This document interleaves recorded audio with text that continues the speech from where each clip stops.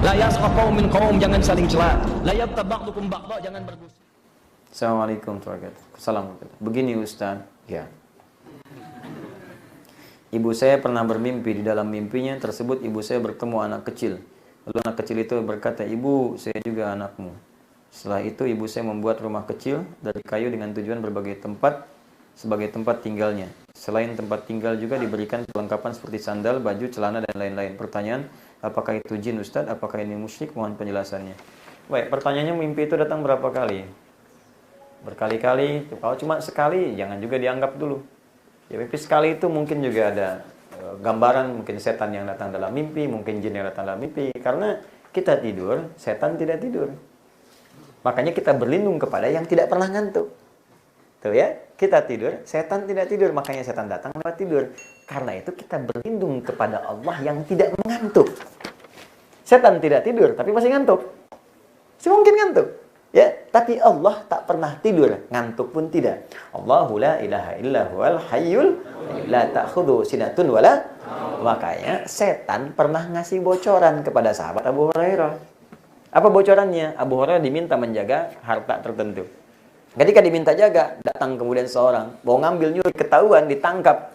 Ya, aku tangkap kamu, aku laporkan kepada Nabi. Kata orang itu, jangan tangkap saya, tolong, saya ini orang fakir butuh. Iba dia tinggalkan. Menghadap Nabi besoknya, kata Nabi, dia bohong, malam ini datang lagi.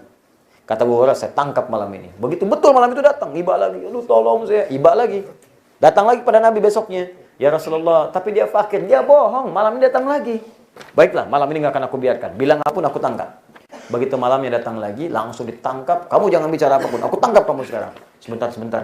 Jangan tangkap aku dulu. Aku berikan sebagai gantinya satu bacaan yang kalau dibaca, setan akan menjauhimu. Kau lempar dia dengan itu, dia akan menjauhimu. Gratifikasi.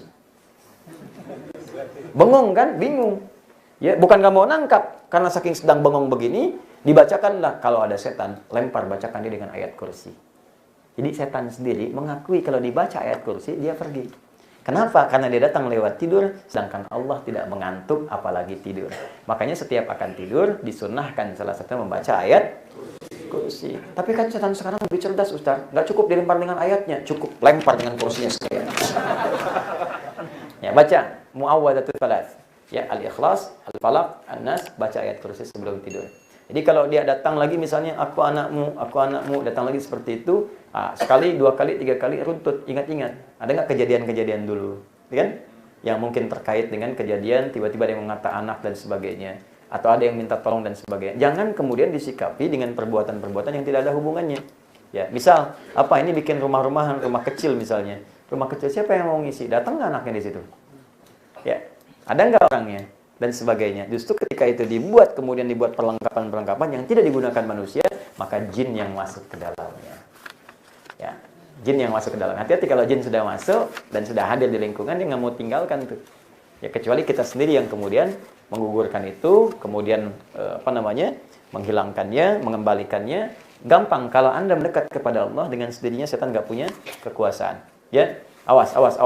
Dia tidak punya kekuasaan. Inna waliyuhu. Adapun kekuasaan setan itu kepada orang-orang yang jauh dari Allah dan dia berbuat banyak maksiat. Tapi saya yakin kalau tadi diikuti yang tadi ini, dengan sendirinya akan hilang insya Allah.